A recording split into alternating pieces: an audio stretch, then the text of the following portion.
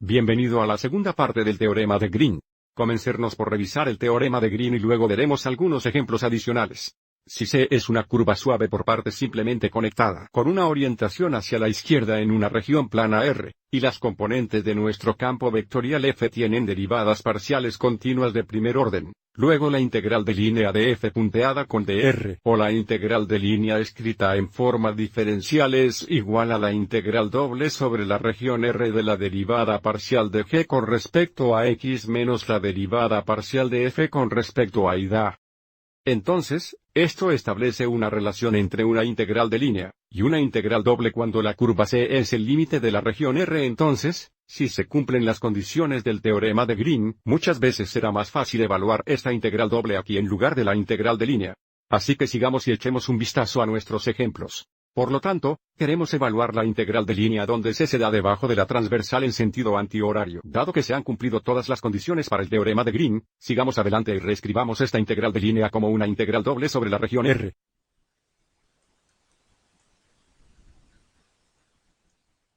Esta integral de línea aquí podría escribirse en forma diferencial como de x con cubos y y cubed dx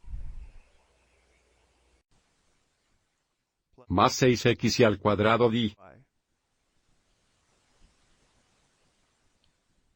Y a algunos libros de texto les gusta usar esta notación en su lugar.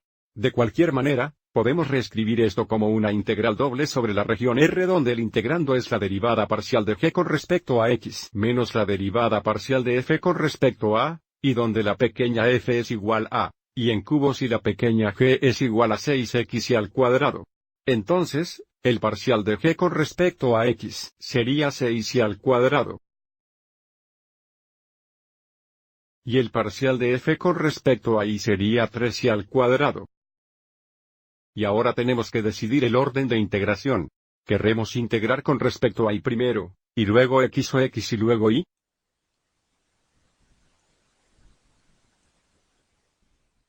Y también, estos son términos similares, por lo que tendríamos 3 y al cuadrado. Vamos a integrar con respecto a Y primero y luego X. La razón por la que elijo este orden es porque reconozco la ecuación de esta curva superior ya que, y es igual a la raíz cuadrada de X. Entonces, los límites de integración para Y serían desde 0 hasta la raíz cuadrada de X. Y los límites de integración para X serían de 0 a 4.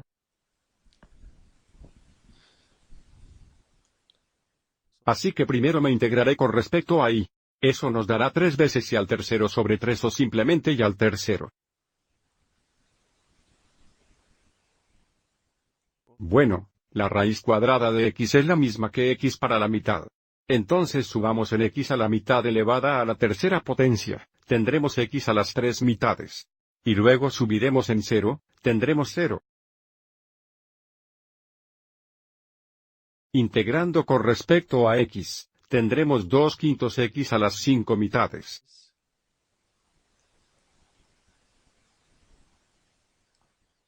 Bueno, cuando X es 4, tendremos la raíz cuadrada de 4 elevada a la quinta potencia. Eso va a ser 2 al quinto o 32. Y 32 veces 2/5 serían 64/5. Y, por supuesto, cuando X es 0, tendríamos 0. Entonces, este es el valor de nuestra integral doble que es el mismo que el valor de la integral de línea con la curva que consiste en la curva 1, la curva 2 y la curva 3 como vemos aquí, orientado en sentido antihorario. Vayamos a ver otro ejemplo. Aquí tenemos el mismo tipo de problema. Queremos evaluar la integral de la línea.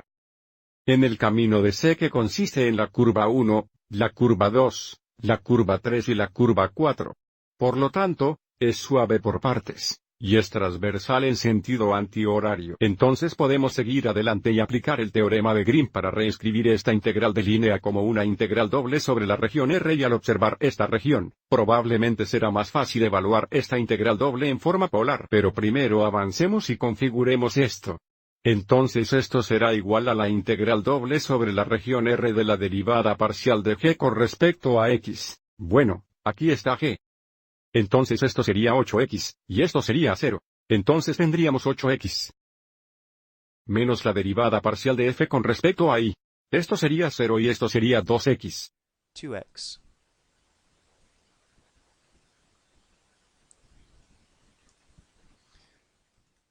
Entonces vamos a tener una integral doble de 6x diferencial.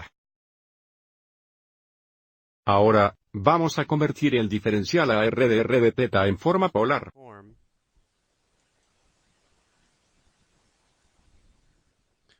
Entonces 6x sería 6 veces r coseno θ. Y tenemos un factor adicional de r y luego de r de θ. Entonces, los límites de integración para r serían de 1 a 3.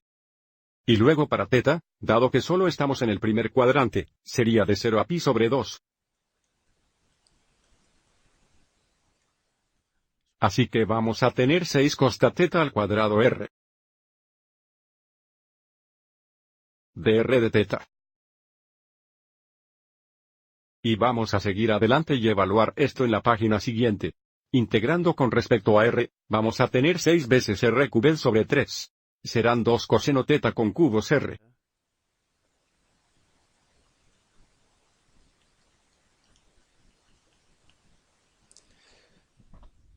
Cuando r es igual a 3, tendremos 27 veces 2. Eso es 54 coseno θ.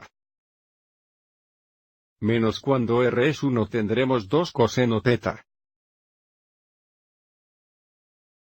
Lo que nos da 52 coseno θ. Entonces la antiderivada del coseno θ es seno θ. Entonces, tendremos 52 sin θ. Y el seno de pi sobre 2 es igual a 1. Y el seno de 0 es igual a 0. Entonces tenemos un valor de 52. Entonces nos detendremos aquí para este video. Hasta ahora, todos nuestros ejemplos hemos reescrito integrales de línea como integrales dobles. En el siguiente video, veremos una aplicación del área donde es útil para escribir una integral doble sobre la región R como integral de línea. Entonces usaremos este teorema en la dirección opuesta. Espero que hayas encontrado útiles estos ejemplos. Gracias por ver.